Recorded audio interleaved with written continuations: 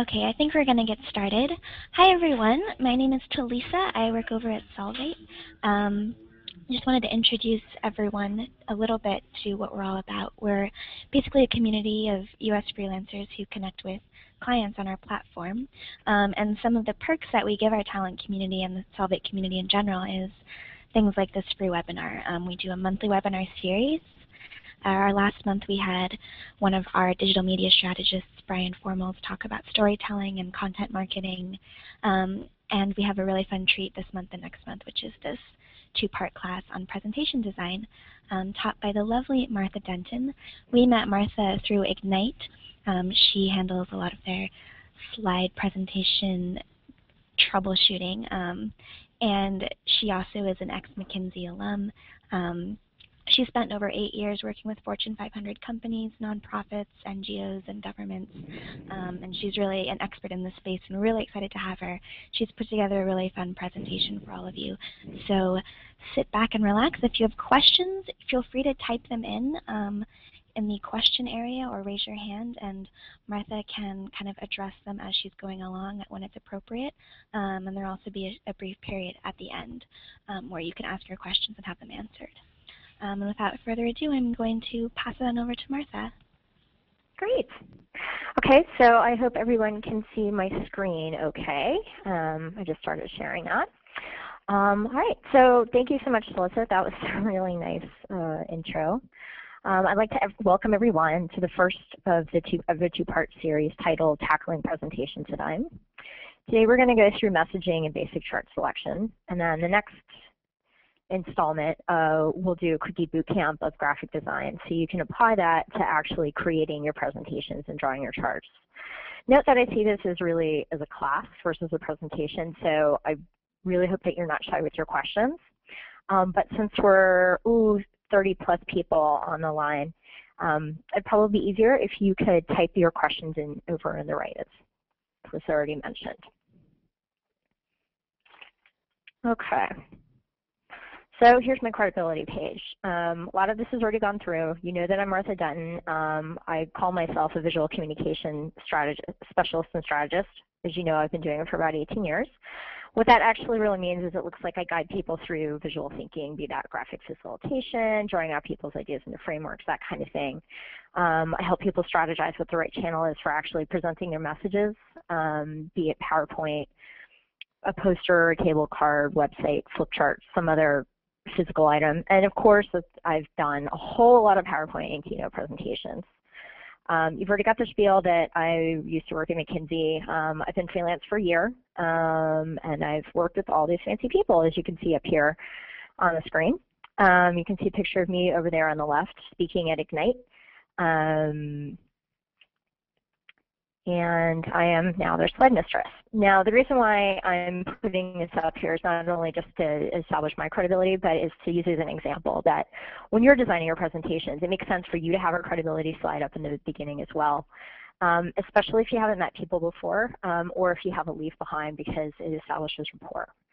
And the reason why you do that is you're trying to establish why people should be listening to you about what it is that you're talking about. All right, so we've all heard this fun question of how you get to Carnegie Hall. There's a Google instructions, but that's not the one. I'm just going to hop in for 1 second. I think there's a little black screen kind of on the right side of your screen that you're sharing. So we're missing like a tiny little quarter. Better? Yes, perfect. Okay, great. I'm glad to know that. Okay, thank you. Okay, so here's my funny joke of how you get to Carnegie Hall on Google. But of course, that's not really why I brought this question up. The real answer is, of course, practice, practice, practice. And the reason why I'm starting with that before I even get into the rest of how you design a presentation is that it doesn't really matter how awesome and beautiful your presentation is. It's that if you haven't practiced it, your audience is going to know that. They're going to know that it's your first time saying that content, and it could be painful for them, and it can be extra painful for you. I'd say if you're for your first presentation, if it's your very first time, give it a couple of days. If you're more practiced, give yourself at least a day in advance before, so you can rehearse it a couple of times. Like for example, I went through this one, I don't know, about 5 or 6 times, which let's see if that's enough. But to give you the highest benchmark of them all, I understand that Steve Jobs practices for 72 hours straight before he gives his presentation. And it's because he gives out much practice to it that it sounds off the cuff.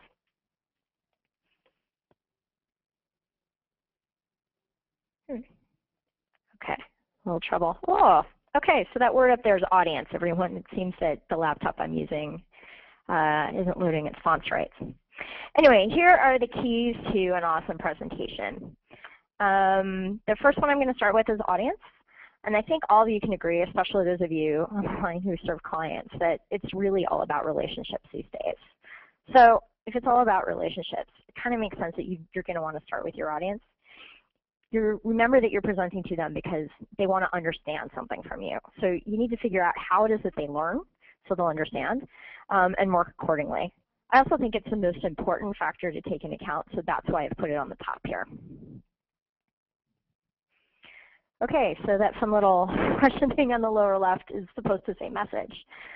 And by message, I don't mean just the nuts and bolts of your content, but also the emotional connection that you want to make with your audience. We all know that there's what you say, and then there's what you mean. And by message, I really mean both of that. And the third piece in here, this little word here is story. And you all know that we're hearing a lot about storytelling right now. In fact, I had that WebEx before. And it's because people really want to be entertained. People want to have a personal connection between you and your content. And you can do that through the right storytelling convention. Be it something literal, like something that's happened to you, or somebody related to the content, or maybe something fictional or metaphorical that makes sense. So if you can turn your content into a story, you'll engage your audience that much more. And since, of course, this is a course about presentation design, I want to comment that those of us in the biz call this a conceptual structure visual or setup page. And fun visuals like this can lay out your story, and they can be used to track where you are in your story. Also note that I built it as I went along because I wanted to emphasize I was talking about audience, I was talking about message, I was talking about story at that time. So now we're going to get into the audience piece. Again, I'll talk about the visual here. Note that I have used this tracker page, and I've highlighted the audience piece here to show where we are in the story, and that's why I also went ahead and made sure that that's the one that's bold and these ones are faded out because we're not there yet. However, notice I also got rid of the title at the top here because it really wasn't adding anything to the content. But sometimes you're going to have audience members that really, really want that title, so find out if that's what your audience is and address accordingly. So this is the basic questions that journalists go over when writing articles. It's also the basic list of questions you should probably be asking about your audience. So who are they? What age are they? How well do you know them? Figure out how many who's there are actually going to be in a room. That'll set how large your font should be. You also want to know what it is that they want to know from you. What is it that they don't know from you already, and what are they there to learn about? When is important because you want to know what time that you're going to be talking to them, what time of day. You're going to want to know if they're suffering from an energy slump in the late afternoon, or maybe they're bright and chipper in the morning. That kind of stuff. You need to know where you're going to be giving your presentation. You're going to want to know what the room dynamics are like. You're going to want to know if it's going to be a webinar like this one where I'm battling between your Facebook and your email right now to get your attention.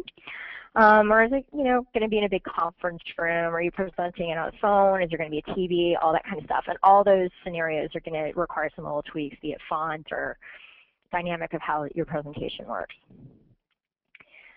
And then there's why. You really want to know why you're presenting them. Are you helping to bolster a skill?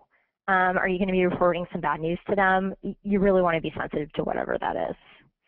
And then you've got how. How are you going to be presenting your information? So if it's going to be a projector, you want to learn about the projector. If it's a webinar like this one, you're going to really want to learn about your technology before you get started. And of course, a nice little reminder that if you don't know any of that, any of these pieces, you should really ask. Okay, our fun Russian message. So there's two quick phrases that come to mind when I think about messaging. And the first one is message is king, which I'm sure a lot of the writers on the call have heard before. And then the other one that I like, which an old mentor of mine used to say, is content drives design. Your chart form really follows your messages. You're going to design your pages to clarify your content, kind of like wireframe the Venn diagram is here, because we're really trying to talk about the sweet spot here in the center versus say I could find a bunch of cute little LOL cats and give you messages there, but it probably wouldn't be as strong. Okay, so how do you get to your messages? There's two things you want to do is you want to audit your information, you want to figure out your themes. You really do want to figure out what your core messages are. So I would think that you can figure out where you're already at by mind mapping or outlining your information. That means that's a mind map and that's an outline. So then you can figure out what your key themes are. If you haven't done a mind map before, you just kind of put your main topic in the center and you loosely push off your main points, and as other ideas keep going there, you keep putting them down and keep putting them down. You usually take about 20 minutes. Shorter is better for that sort of thing. And then after you've done that, then you're able to figure out what your main themes are. And you're going to have a better sense of what themes you should be pushing out. So at that point, you want to figure out what is it that you already know. You want to know what your audience wants to know. You're going to figure out what content you already have, and you're going to want to figure out what holes you have. But before we move on to the next page, does anybody have any other mind mapping or brainstorming techniques that they'd like to share with the group? If so, feel free and go ahead and type it into the chat right now.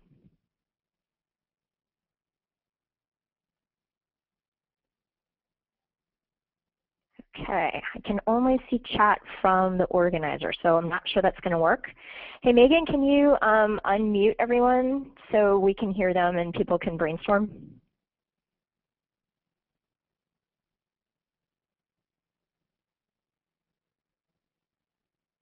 Okay, I guess not. All right, we'll move on to the next page then. Okay. So here we are into story.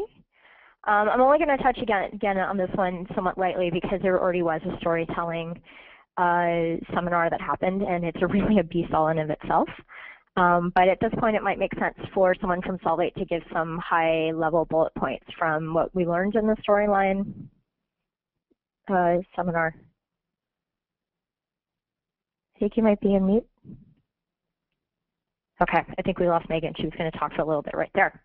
Okay, but again, go to the Solvate blog and you can learn some more there. But I'm not going to just completely not say anything because that's just not how I roll. Okay, so how do you find a good storytelling convention? So, by the way, we're learning a valuable lesson, which is that you should do your rehearsals on the actual computer that you're going to be presenting from. This word right here is explore your content. This says personal story, and this word here is metaphors. Many times a perfect story option is just waiting for you to grab it.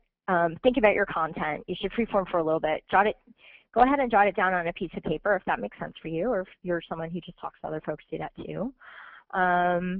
What else do your key message will start to show up? What are your key messages remind you of? Is it anything metaphorical or any stories of that sort of thing? Any metaphors that you do come up with, you're going to want to double check with a friend just to make sure that they're not too abstract and it's something that would be accessible to another audience.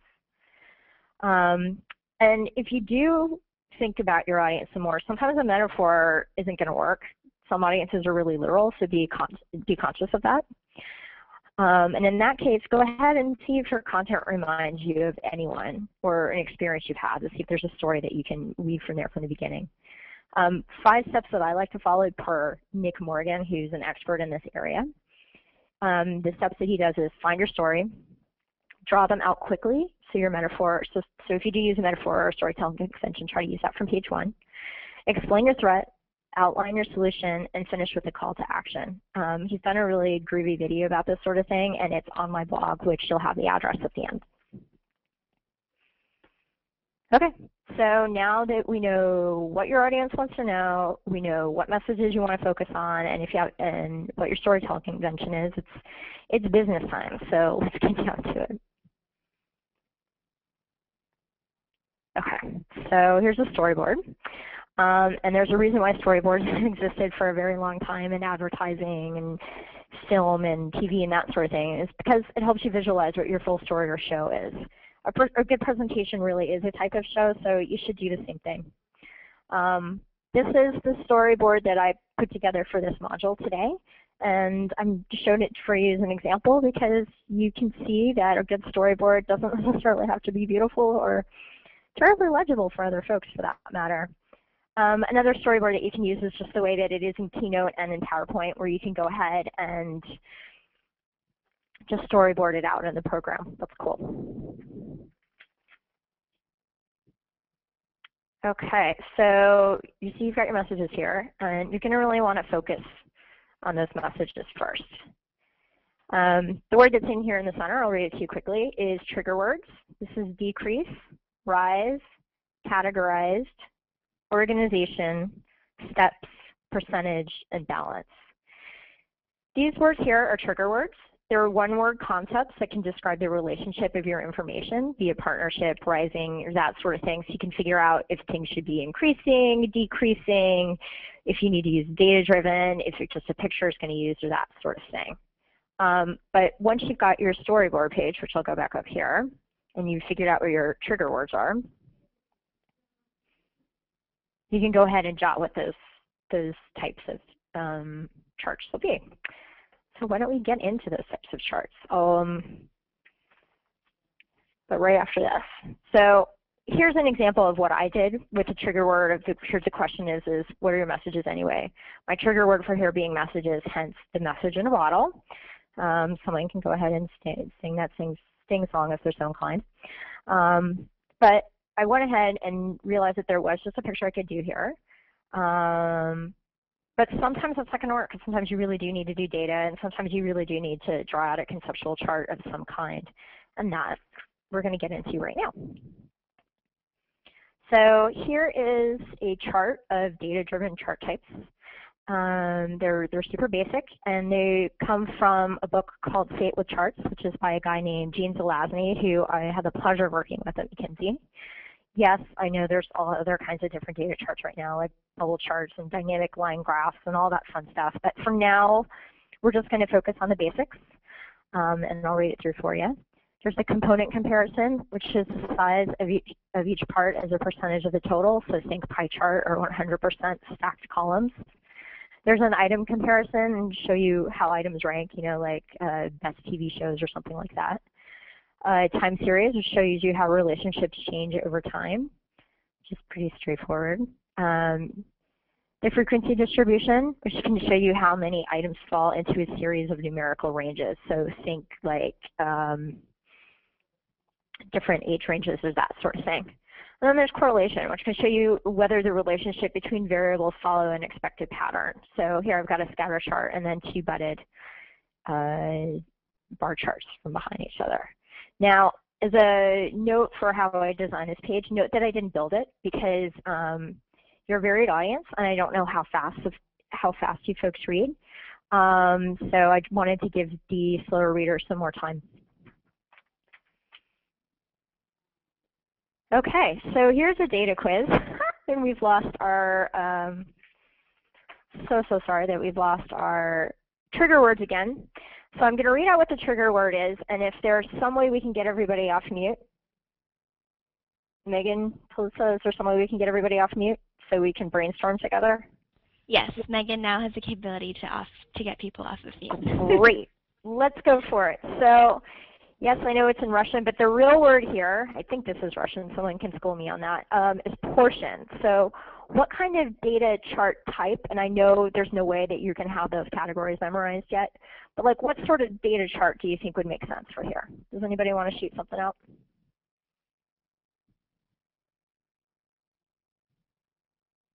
Quiet group today. All right, well then I'll give you an option. There's a pie chart. Okay, this keyword here again, very sorry for that again, it's range. Anybody want to guess what sort of data chart would make sense for range? If you're showing a range of something. We got a bar chart, or I'm sorry, an increasing column chart. And then this word here is ranking. It's kind of our chart. And also note that there's one piece that's highlighted here. You really want to do that if there's one piece of data that you want to call out. And then for this last word, which is increase, again, we see that a chart is increasing with the line chart.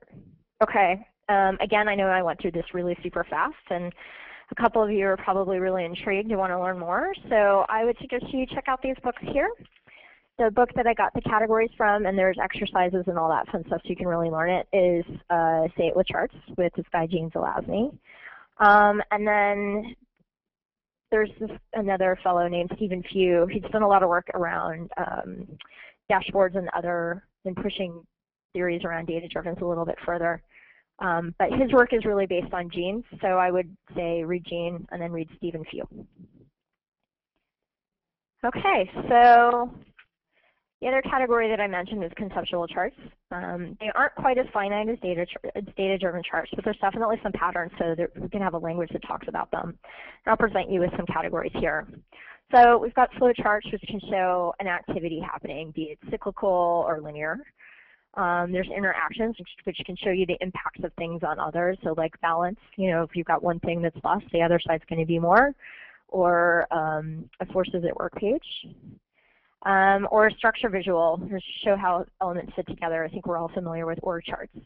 Or a puzzle piece where all the different, you know, or different things is like they're equal value and they all just kind of fit together. Or a metaphor, which can show some sort of implied imaginative comparison. At this point, I've got a fun little elevator guy, which, you know, you could think of for using to talk about if people are getting promoted or demoted or that sort of thing. A lot of people will use, you know, light bulbs for innovation or trees for growth. All right, so here's a conceptual quiz. Unfortunately, it seems our unmuting is not working today, so I'm going to talk about some couple of ideas. The trigger word that you can't see here is steps. So meaning that you do one thing and then another, then another. So I've got a flow chart there. The word here is impact. And here I've shown you a really basic forces at work convention. And then here's a parts. So here again, a puzzle, and then this last word, balance. I purposely used visuals from the page before just to show some cohesiveness, and frankly because we're going through this material so quickly. That's something that you can keep in mind when you're designing your materials as well, is to go ahead and keep it a little bit more simple, and then as you have conversations with folks, then go ahead and get a little bit more complicated. So if you'd like to learn more about conceptual charts, I think this woman, Nancy Duarte, has done some great writing in this area.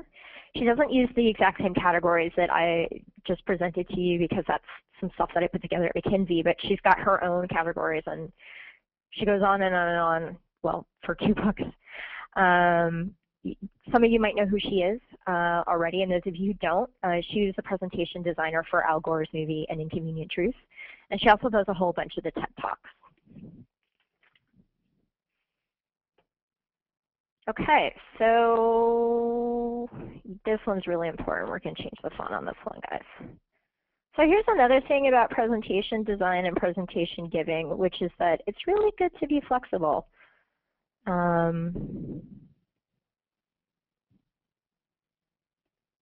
I'll fly by the seat of your pants when need be.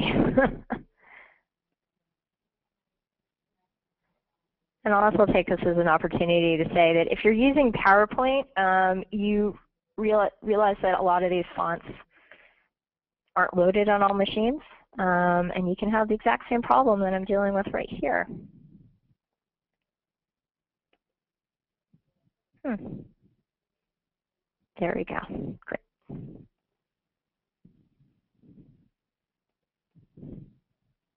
Sorry about that, guys. Okay, then I'll just read this list to you. Great, okay. Okay, so the reason why I've got this checklist here is because I've got a very huge pet peeve about something that people are really doing these days, which is just using one PowerPoint deck for everything, be it printed or projected or that sort of thing. I really highly advise against that because you're very much limiting your communications situations and actually doing yourself a disservice in some cases. For example, in the case of if you have a leave behind or you've sent something ahead and you're not there to talk about it, you're really doing yourself a disservice if you don't have the detail in there because the audience doesn't have you there to talk them through it. Whereas on the other end, if you've got an on-screen presentation, you don't want to have too much text on the page because then people are going to be reading and completely ignoring you, which nobody really likes. So I'll give you go through a couple of quick things here. A rule of thumb that I like to follow is that I try to increase my font size to the minimum font that will be legible to the people in the very back row of my audience, and then I edit my text down because it gives me a sense of how much density I can have. I ask myself if I'm really talking about two major topics on a page.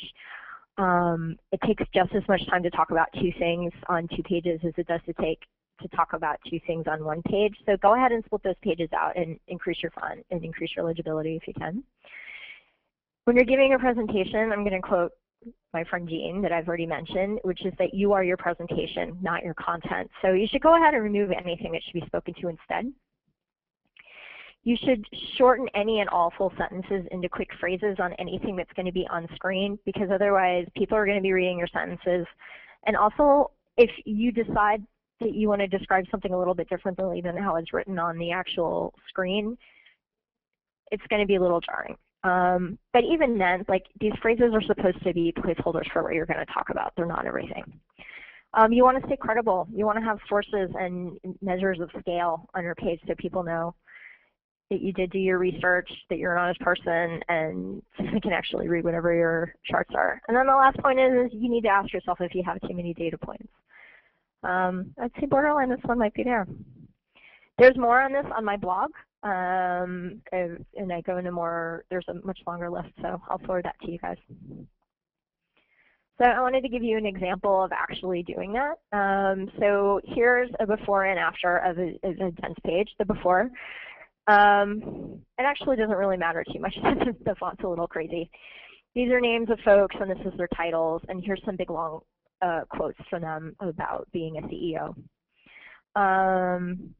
You can see it's pretty dense, and if you have the time to actually read this on your own, that'd be great. But since it's a presentation situation, I went ahead and I looked at what the different quotes were, and I removed the quotes. I removed one quote that wasn't as linked to everyone else.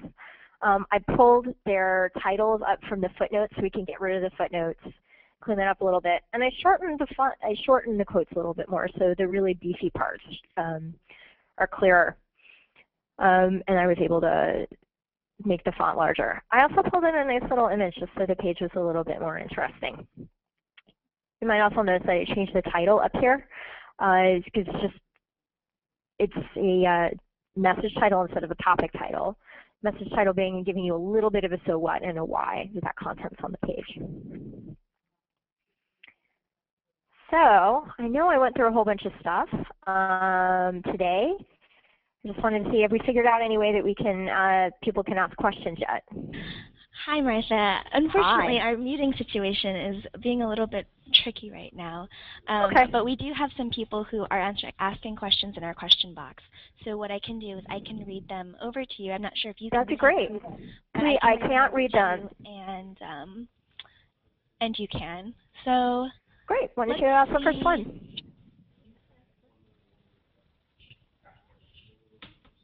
Okay, so if anyone, I know some of you guys have been asking when the Q&A is. The time is now. If anyone has any questions, we're really sorry that we were unable to have them going during the presentation. But just to let you know, when we do post the actual slide up online, we'll be able to post the original presentation with all the correct fonts and things like that. So if any of your questions are pertaining to sort of some of the data that you missed, that's about, we'll be able to get those to you. Martha, I sort of have a question for you. Please. Oh, where'd it go?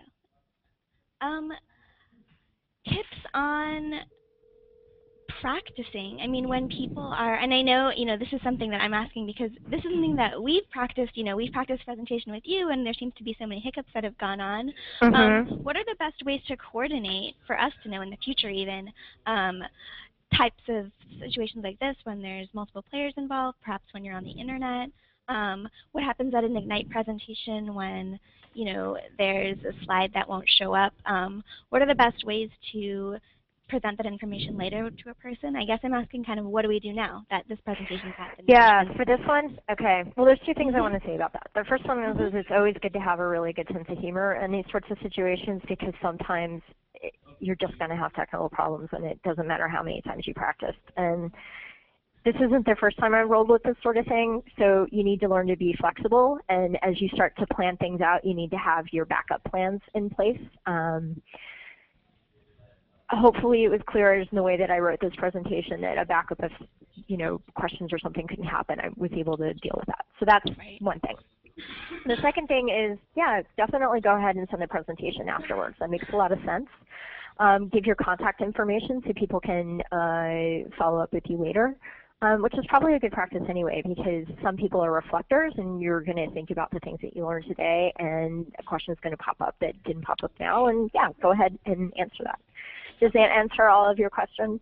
Yeah, maybe we'll talk a little bit more later about what we can do. I do have a question here from John Day.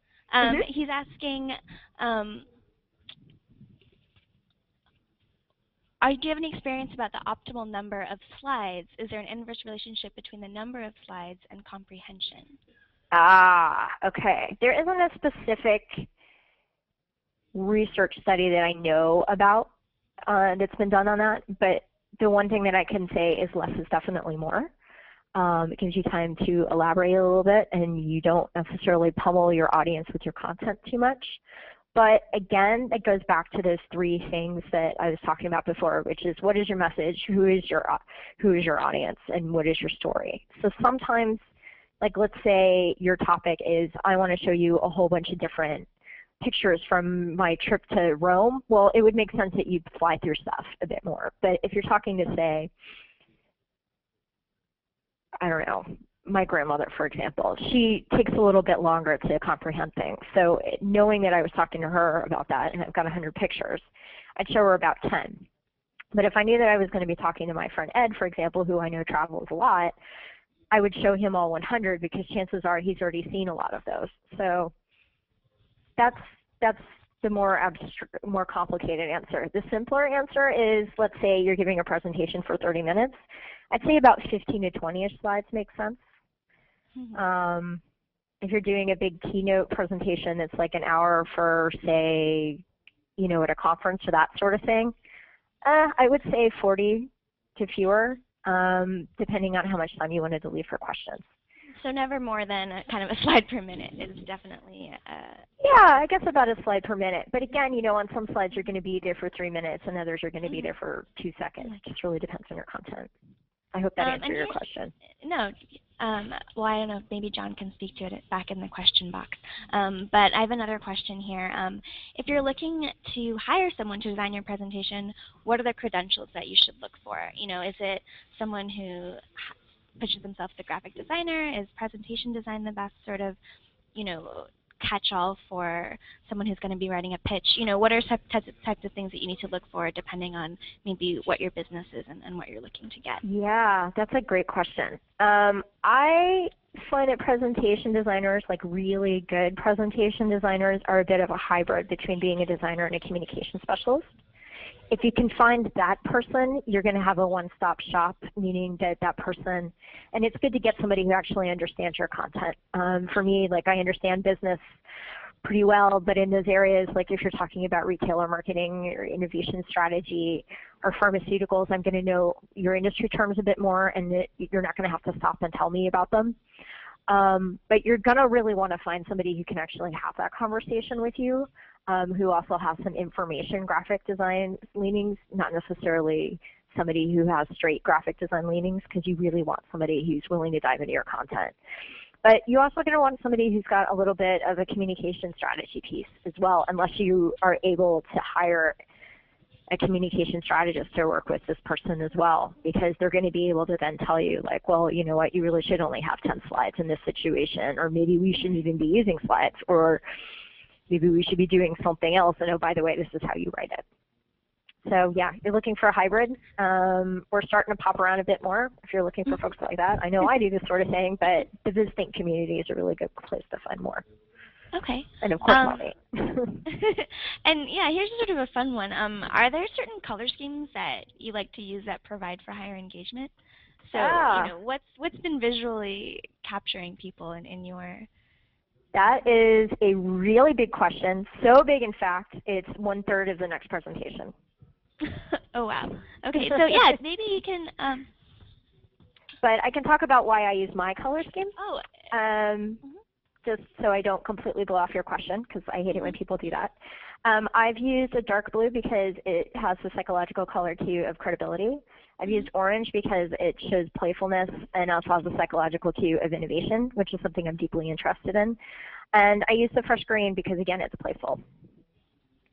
That's a good, so more thinking than I would have put into color design. Think of everything. Really bright. Rachel has a question. Is there a good resource to share with coworkers and managers that lay out the types of best practices you've discussed?